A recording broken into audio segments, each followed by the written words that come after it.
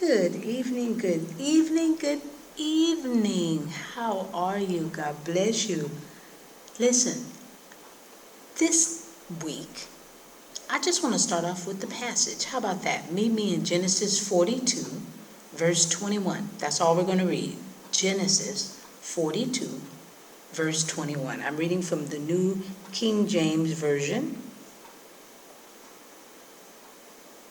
And I just lost my spot. All right.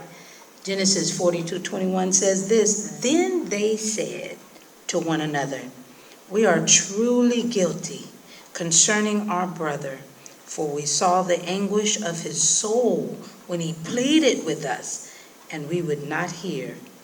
Therefore, this distress has come upon us. How many years has passed and you're still holding on to what you did to someone, or what that someone did to you years ago? Well, guilt will keep it on your mind as long as you let it. The guilt inside will eat at you and not allow you to forget. But remember this, and we learned it last week in unforgiveness. An unforgiving spirit will never be satisfied, and guilt won't let go. Guilt feeds off unforgiveness. Here in this passage are Joseph's brothers, and they're reminiscing on what they did to their younger brother. They're tormenting themselves, thinking how they brought harm to Joseph. And they felt like this was the time of payback. Now, how many times do we think it's payback time?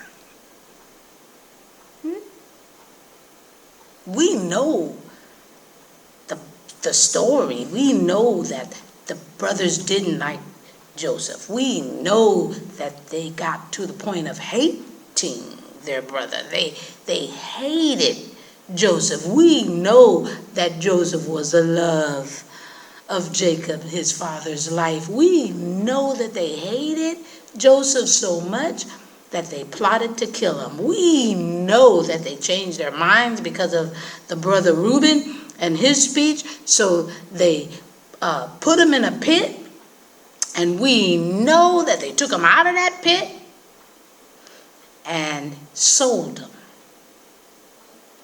We know why they would feel this way. We know why the brothers feel that it's payback time.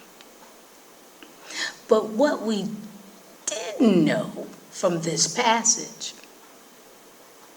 was what the brothers said to us by saying that Joseph pleaded with them not to do what they were planning. Now the brothers are sorry what they did to Joseph years later. And guilt has them by the throat, because Joseph is the one they're talking to, the second man in charge of Egypt at the time. one step under Pharaoh. Now they got to go back. Get the younger brother, that is Joseph's full brother. You think Dad's going to allow them to take him? No. Guilt. They are guilty. And guilty is the word we will study this week. I'm just spilling the tea at 10 while sipping on my tea.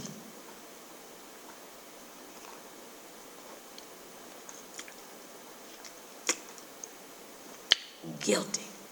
Let's pray. Gracious Father, we thank you so very much. Man, oh man, you gave us unforgiveness. We were dealing with that last week. And then this week, guilty. Oh, wow. It brings so much to our remembrance, Father, when we reminisce or think of Resurrection Sunday. We'll take it. We're getting mature in our prayers. We're getting bold in our speech. And we're learning. So we're ready. Give us this word guilty. In Jesus' name. Amen. And before I close out, Father, I'm praying for the lost. They're lost because they don't know you. Not because they don't know us. Not because they need to hear me. But they need to know you. So I'm praying for them. I'm praying that they're not eternally lost forever, that they will accept you and become an eternal child of the King. Touch where you need to touch and bring them so that we can help. We can throw the lifeline of Jesus out and reel them in. In Jesus' name we pray. Amen. Please remember this. Romans 10 and 9 will give you the ABCs. It's so simple of how to accept Jesus Christ as your Lord and Savior. But John 3:16 tells you why. And I'll give you a hint. He loves you. He loves you. All right, y'all. Y'all have a great night. If you're going to work, you know it. Go energetic. I love it. Show them who you are. You are a child of the King. I love you. I'll see you tomorrow night. Spilling the tea at 10 on Word at Night. Love you.